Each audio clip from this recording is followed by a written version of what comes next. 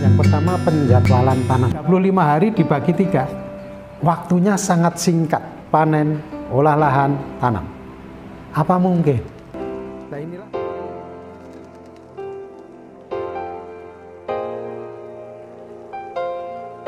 Kedua ini, bagaimana strategi kita, upaya kita untuk persemaian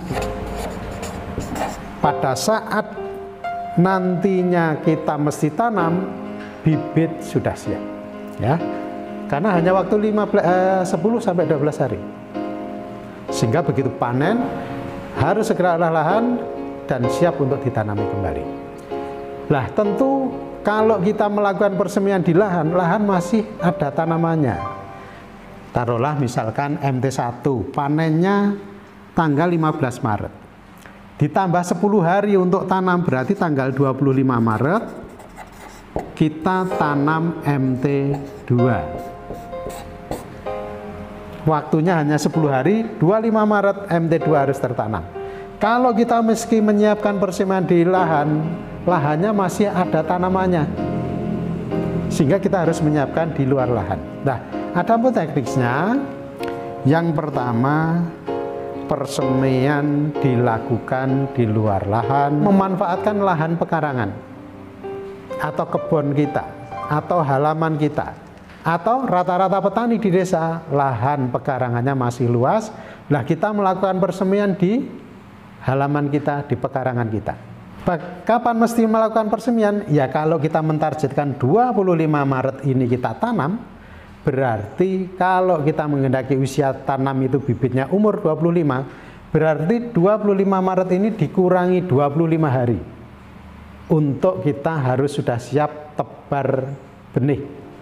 Sehingga setelah usia benih umur 25 hari, tepat tanggal 25 bisa kita tanam. Yang pertama, semai di luar lahan atau di pekarangan. Semai di pekarangan.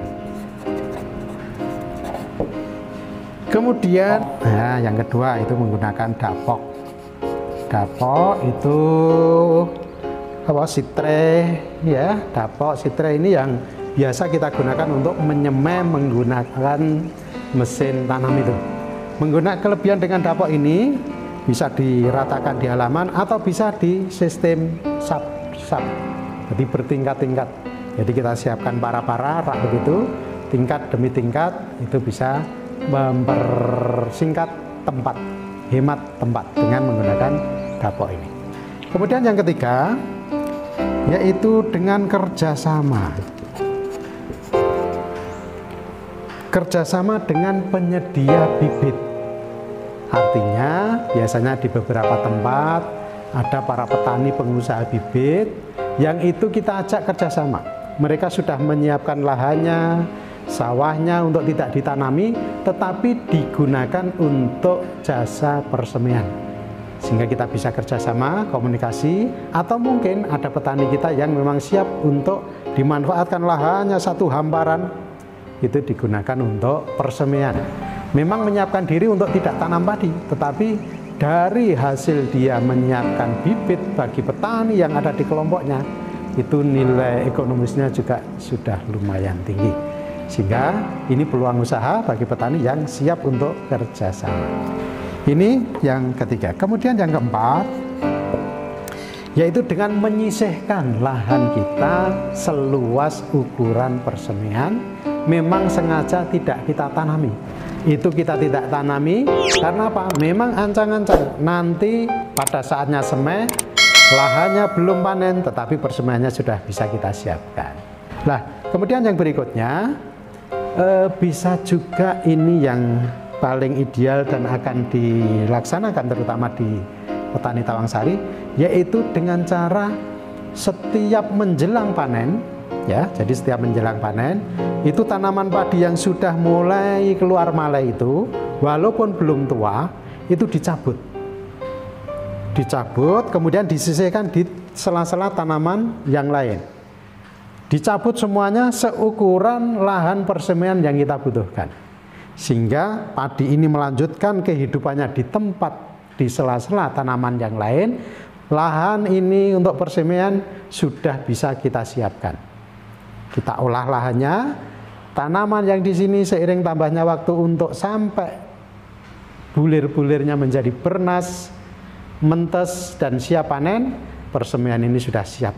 Sehingga begitu dipanen, diolah lahannya, persemiannya sudah siap. Sehingga tetap tumbuh, tetap hidup, tetap berisi malainya. Hanya saja ada proses pencabutan, disisihkan, dimasukkan di sela-sela tanaman yang lain.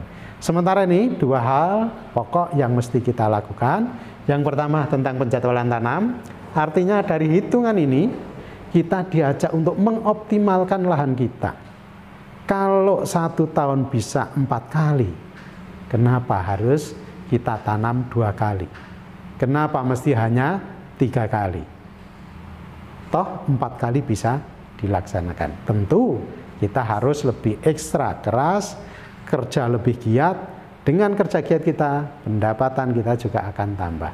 4 kali panen dikalikan keuntungannya. Beda hanya kalau hanya 2 kali, apalagi 1 kali. Semoga bermanfaat.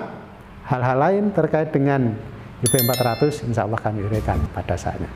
Assalamualaikum warahmatullahi wabarakatuh.